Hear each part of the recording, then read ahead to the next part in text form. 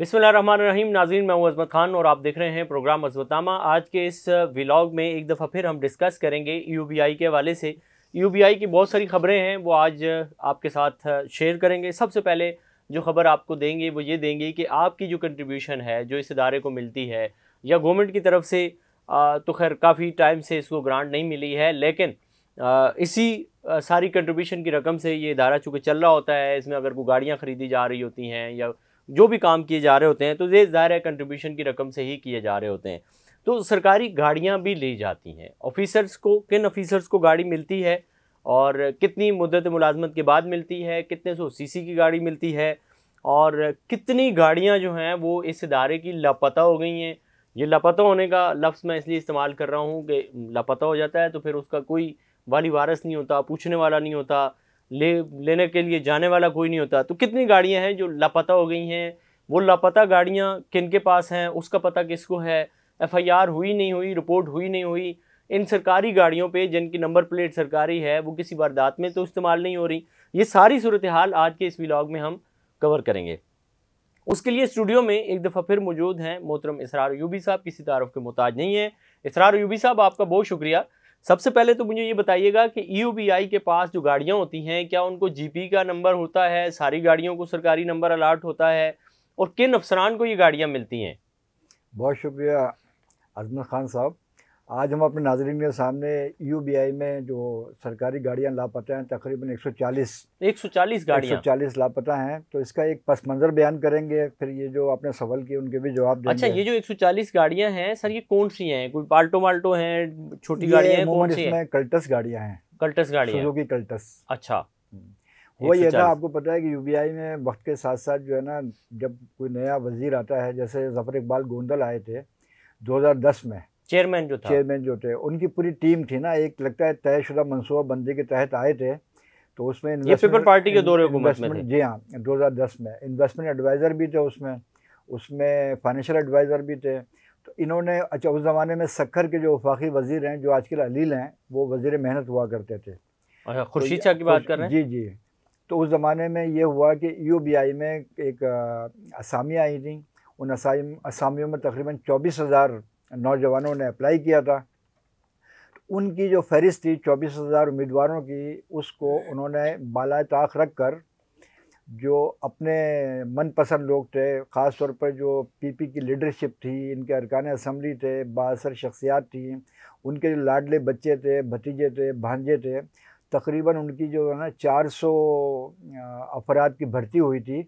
और उसमें दिलचस्प बात यह है कि उन्होंने कोई दरख्वास्त भी मुलाजमत के लिए नहीं दी थी, उनकी तालीम गैर मुतल्लिका थी, उनकी उम्र भर्ती हो गए, मतलब वो ठीक है जी, डोमिसाइल नहीं था। हालांकि यूबीआई वफाकी इदारा है या फेडरल कोटे का इतलाक़ होता है। तो वो भर्ती हो गए। भर्ती होने के बाद फिर ये सिलसिला शुरू हुआ। तो फिर उनको नवाजने के लिए गाड़ियाँ दी गई लेकर के? देखिए, गाड़ियाँ भी दी गई। सबसे पहले तो उनकी ट्रेनिंग कराई गई एक प्राइवेट यूनिवर्सिटी यानी हमदर्द यूनिवर्सिटी में 3 महीने की, ठीक है, यूबीआई के खर्चे पर। उसमें यूबी एक्ट और दीगर चीज़ें उनको मज़ामीन पढ़ाए गए। उसके बाद जब उन्होंने चार्ज संभाला, तो हालांकि यूबीआई में ऐसी कोई स्कीम नहीं है, लेकिन उन्होंने बोर्ड से एक कार लोन स्कीम मंजूर कराई थी। उसके नतीजे में जितने भी नए अफसरान थे, इनको तकरीबन 400 के करीब सुजुकी कल्टस, मैरान और हायरूफ, और इसके अलावा जो 1800 सीसी की गाड़ियां हैं वो दी गई थी किस्तों पर। अच्छा, किस्तों का ये है कि यूबीआई का जो वो मुलाजमीन का जो रेगुलेशन है उसके तहत ये 5 साल की जब उसकी मुद्दत हो जाती है, ठीक है जी, तो एक कार लोन होता है यूबीआई में, वो उसको हासिल कर सकता है। ठीक है। लेकिन जो सरकारी गाड़ी मिलती है, और वो कोई जीपी नंबर प्लेट की नहीं होती, वो डायरेक्टर के सतह के अफसरान से शुरू होती है। यानी कि ये जो गाड़ियाँ इनको मिली थी, ये इनको मिली थी कार लोन पे और उसको जीबी नंबर नहीं लगा सकते थे। हाँ, नहीं, ये जो कार लोन स्कीम मुतारिफ कराई थी ना, तो इसमें इन्होंने हुकूमत सिंध का जो महकमा एक्साइज एंड टैक्सेशन है उससे मुआहदा किया था। उससे पहले उन्होंने पाक सुजुकी से मुआहदा किया था कि हमें इतनी बड़ी लॉट में गाड़ियाँ चाहिए। गाड़ियाँ आ गई तो उसकी एक अलहदा से अपने असर वसूख के ज़रिए, ताकि लोगों पर जो है ना उसका अच्छा असर पड़े, उनकी अथॉरिटी मालूम हो, जीपी नंबर प्लेट की इनको गाड़ियाँ दी गई थी। ठीक है। बाद में जो इदारे के मुस्तकिल मुलाजमीन थे उनको भी इस फहरिस्त में शामिल कर लिया गया था। ठीक है। तो ये गाड़ियाँ एंजॉय कर रहे थे। अच्छा, तो ये इनको गाड़ियां दे दी गई, ये अपनी तनख्वाह से उसकी इंस्टॉलमेंट दे रहे थे। जी। और फिर सुप्रीम कोर्ट का वो तारीखी फैसला आ गया, इनको नौकरी से हटा दिया गया। जी।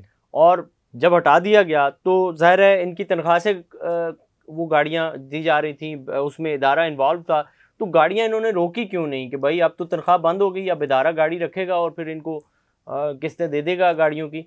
देखिए, जब वो आईनी पिटीशन थी ना हमारे यूबीआई एम्प्लॉयज़ फेडरेशन के जनरल सेक्रेटरी से मुबशर जाफरी और तजम्मुल हुसैन जो फैसलाबाद में थे, उन्होंने एक इंसानी हकूक़ से सुप्रीम कोर्ट का वहाँ दरख्वास्त दी थी। तो 3-3.5 साल तक केस चला था।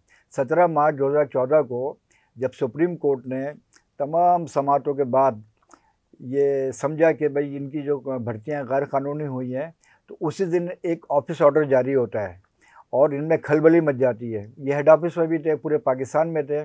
तो इन्होंने आनन फानन ये किया कि इनकी कस्टडी में जो भी चीज़ें थी, सरकारी गाड़ियाँ थी, लैपटॉप थे, ऑफिशियल डॉक्यूमेंट्स थे, वो तमाम चीज़ें इन्होंने समेटी और ये फ़रार हो गए। और इंतज़ामिया जो थी उस वक़्त की, उसने बहुत ही लापरवाही का सबूत दिया कि इनको जाते जाते ये चीज़ें वसूल नहीं की गई। तो फिर ये मसला चला गया पेंडिंग में। ठीक है, तो ये गाड़ियां भी ले गए, अपने पीओएल कार्ड भी ले गए और लैपटॉप्स वगैरह भी ले गए। जी बिल्कुल। फिर उसके बाद सुना है कोई एफआईआर दर्ज हुई थी फिरोजाबाद थाने में, उसकी इंक्वायरी कहाँ तक पहुंची? हाँ, उसके बाद ये है रहमानी साहब कि यूबीआई जब जागता है ना, या तो बोर्ड ऑफ ट्रस्टीज़ जगाता है उसको, या मिनिस्ट्री जगाती है, या कोई उसकी कमेटी होती है, कायमा कमेटी सेनेट की, वहाँ पर जब कोई चीज़ डिस्कस होती है तो फिर ये जागते हैं। नहीं तो इनको मैंने देखा कोई दिलचस्पी नहीं है। हालांकि ये इदारे के ट्रस्टीज़ भी हैं, इदारे के कस्टोडियन भी हैं पेंशन फंड के, लेकिन नहीं है इस तरह से। उसके बाद बोर्ड ने इस बारे में एक फ़ैसला किया जी अभी तक गाड़ियाँ जो हैं वो रिकवर क्यों नहीं हुई। ठीक है। तो उसमें ये किया गया, सबसे पहले जो हाजिर सर्विस मुलाजमीन थे जिसमें हम भी शामिल थे, ठीक है, तो उनसे कहा गया कि वो 2018 की बात है कि आप जितना भी बकाया जात हैं वो फौरी तौर पे यकमुश्त जमा करा दें। तो सब ने, जो मुस्तकिल मुलाजमीन थे, उन्होंने तो बकाया जात अपने जमा करा दिए। उनको एनएसओ मिल गया कि अब आप जीपी की नंबर प्लेट हटाकर इसकी मुतबादिल नंबर प्लेट ले लें। ठीक है। उसके बाद फिर कानूनी कार्रवाई शुरू हुई। ठीक है। मुख्तलिफ रोज़नामों में 140 जो मफरूर अफसरान थे बरतरफ, उनके नाम शाये किए गए। उनको नोटिस दिया गया कि आप 15 दिन के अंदर अंदर ये इदारे की गाड़ियाँ वापस कर दें, बसूरत दीगर आपके ख़िलाफ़ कानूनी कार्रवाई की जाएगी। लेकिन वो बहरहाल अमल नहीं हुआ। तो उसके फिर ख़िलाफ़ जो है थाना फिरोज़ाबाद में एक FIR दर्ज होती है 288/19। अच्छा। और ये उस वक़्त के लॉ डिपार्टमेंट के हेड थे, हमारे दोस्त हैं मिर्ज़ा अवैस सईद अहमद, उनकी मुद्दत में ये FIR दर्ज हुई थी। लेकिन फिर भी समझिए कि इस पर असर नहीं हुआ। कुछ लोग आए तो उनको जब पेशकश की गई कि आप इसके साथ मार्कअप भी जमा कराएं, तो कुछ ने जमा करा दिए और कुछ ने जमा नहीं कराए। फिर ये मामला पेंडिंग में चला गया। उसके बाद एक अफसर ने, एक प्रोफेशनल अफसर हैं, हमारे दोस्त हैं, उन्होंने इस मसले को उठाया, इस FIR को दोबारा मुतारिक किया और उन तमाम उम्मीदवारों को, उन तमाम मफरूर अफसरान को नोटिस भेजे गए कि भाई आप आएँ और आकर अपना आप ये बेबाक करें कर्जा। उसमें कुछ लोग आए, लेकिन उसमें ये हुआ कि एक खिलवाड़ हो गया। खिलवाड़ ये हो गया कि जैसे अफसरान की चपकलिश होती है, ऐसी चपकलिश थी। तो उस चपकलिश के नतीजे में उस फरसाज अफसर को जो था मुअत्तल करा दिया गया और ये मामला जो है फिर एक दूसरे अफसर को दे दिया गया। ठीक है। वो उस अफसर का लाहौर ट्रांसफ़र हो गया। ठीक है। और ये किस्सा पारीना बन गया पूरा मामला। अच्छा। आज लगाइए 2025 चल रहा है। तो अब कितनी गाड़ियां हम ये कह सकते हैं कि यूबीआई के उसमें तसरुफ में नहीं है, लेकिन उसका फंड जो है वो यूबीआई ने, यानी कि मेहनत कशों के फंड से चले गए हैं? तकरीबन देखिए ये 140 गाड़ियां अभी रिकॉर्ड पर हैं। तो कितने कोई नेक अफसर थे जिन्होंने हक लाल का काम किया और उन्होंने अपनी बेबाकी जाहिर कर दी, अपने ड्यूज क्लियर कर दे, बाकी इस वक्त मुस्तकिल हरामखोरी कर रहे हैं? हाँ, इसमें तकरीबन 100 अफसर होंगे जिन्होंने मतलब दे दिया, अपने ड्यूज क्लियर कर दिए, मतलब ये अदा करके एक अपना जो तकाजा था पूरा किया। लेकिन लैपटॉप जो है वो भी रिकवर नहीं हुए, डॉक्यूमेंट्स रिकवर नहीं हुए, फ्यूल कार्ड नहीं हुए। ये समझिए कि ये जो पूरा अमल था ना गाड़ियों का, तो इसके नतीजे में यूबीआई को कोई करोड़ों रुपए का नुकसान पहुंचा है। और इसका जो एक और पहलू भी है, देखिए जीपी नंबर की जो गाड़ी है, अभी आप देख रहे हैं आजकल इसकी बड़ी सख्ती हुई है, तो वो गाड़ियाँ अब भी चल रही हैं। वो किसी नहीं, तो ये इदारा क्यों नहीं करता, वो जीपी नंबर की जो गाड़ियां हैं वो ट्रैफिक पुलिस को उनका दे दे, डेटा दे दे, कि जी ये गाड़ियां हैं और ये हमारी नहीं है, जीपी नंबर अगर नज़र आ रहा हो तो आप इसको चेंज करवाएं। इसमें जो ना नेक नियति नहीं है, और इस वक्त तो आपको पता है जो मौजूदा निज़ाम चल रहा है यूबीआई में अडॉक का, तो इसको फिर यूबी साहब हम कर लेते हैं, इसको आरटीआई करके इसकी डिटेल मंगवा करके डीआईजी से शेयर कर देते हैं ट्रैफिक पुलिस से कि ये बिल्कुल इलीगल गाड़ियाँ चल रही हैं, जहाँ भी मिले इन गाड़ियों की ये नंबर प्लेट निकलवाएं, और ये जो आरामखोर इनको चला रहे हैं उन आरामखोरों के वालिदैन, बच्चों को भी पता चलना चाहिए कि वालिदैन उनके आरामखोरी कर रहे हैं। ये अफसरान को फील्ड में भी जाते रहे हैं और अपने आप को शो करते बाद में नसरबाजी भी करते रहे हैं। और मैं बताऊं ये ना बिल्कुल डेड इशू है। आपके प्रोग्राम में हमने इसको इसलिए जिक्र किया है ताकि शायद अब ये दोबारा जो नहीं इसको जी बिल्कुल नाज़रीन आप भी इसको आगे बढ़ाएं, इस सारे सिलसिले को। ये यकीनन आप में से बहुत सारे लोगों के रिश्तेदार होंगे, कुछ लोग बराह रास्त देख रहे होंगे, उनका पैसा है, ये उस पैसे से ये लल्ले तलल्ले चल रहे हैं और आरामखोरी कर रहे हैं ये अफसरान। तो ये आप इसको जरूर पॉइंट आउट करें। इसमें एक मैं और इजाफा करूँगा जी बिल्कुल बिल्कुल आपकी इजाज़त से जी। यूबीआई के जो अफसरान रिटायर हो गए ना, तो वो भी अभी दिलचस्प बात ये है वो जीपी की गाड़ियाँ इस्तेमाल कर रहे हैं। ठीक है जी। अच्छा, हम जब रिटायर हुए तो हमने अपनी गाड़ी को कन्वर्ट कराया, उस गाड़ी को फरोख्त कर दिया। ठीक है जी, यानी कानून की पूरी हमने पासदारी की।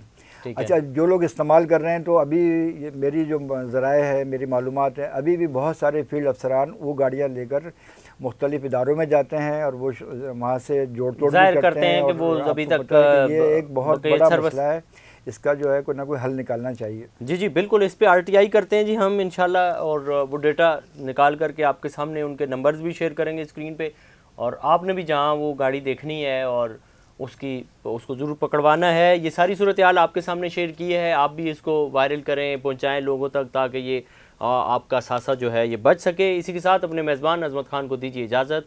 अल्लाह ने के बान।